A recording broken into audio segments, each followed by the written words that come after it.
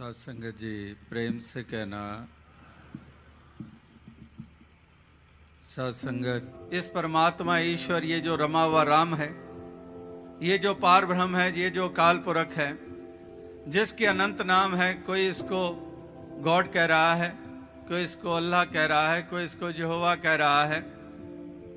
अनेकों अनेकों नाम जिस परम तत्व को दिए गए और उसके भी कारण थे, कुछ भाषाएं, कुछ इसके गुण, जिसको भी इसका गुण प्रोमिनेंटली महसूस होता गया वो नाम इस परमात्मा को देता चला गया, क्योंकि अनंत गुणों का मालिक है। भाषाओं के अंतर हैं।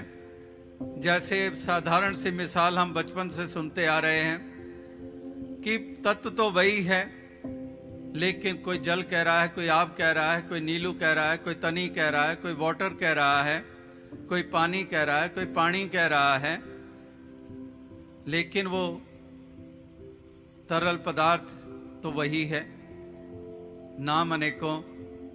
इसी प्रकार से एक परम तत्व परमात्मा तो वही है, लेकिन नाम अनेकों हैं, अनेकों गुण हैं, और इस तरह से गुणों के आधार पर इसको संबोधित कर दिया जाता है। लेकिन वो सब चाहे नाम भिन्न भिन्न हैं, लेकिन ये परम अस्तित्व तो वही का वही होता है।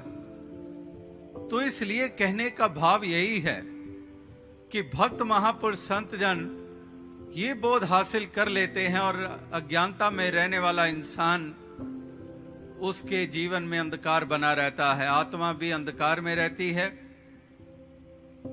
इस परम तत्व मूल के अंश होने के बावजूद इससे अनजान रहती है। कितनी अजीब सी बात कि अंश भी परमात्मा की हो और परमात्मा से अनजान हो, तो ये अज्ञानता होती है। अगर अज्ञानता ना हो तो किसी गुरु पीर पैगंबर का संसार में आने का कोई औचित्य ही नहीं रह जाता है। क्यों आए गुरु पीर पैगंबर, क्यों आए? और दूसरी इसके साथ जुड़ी हुई बात कि ठीक है, आए, एक बार आए तो हो गई, संसार तक आवाज आ गई, वेद शास्त्र लिख दिए गए, लेकिन उस सब के बावजूद निरंतर हम देख रहे हैं कि इस तरह से संत महात्मा गुरु पीर पैगंबर समय समय पर इस संसार में अवतरित होते रहे हैं और संसार को जागृति देते रहे हैं।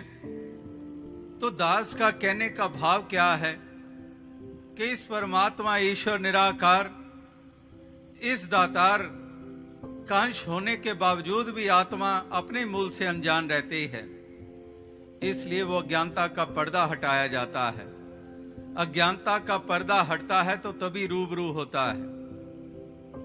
फिर जिधर देखता हूं उधर तू ही तू है, कि हर शय में जलवा तेरा हूबहू है। तो अब साथ संगत कहने का भाव यही है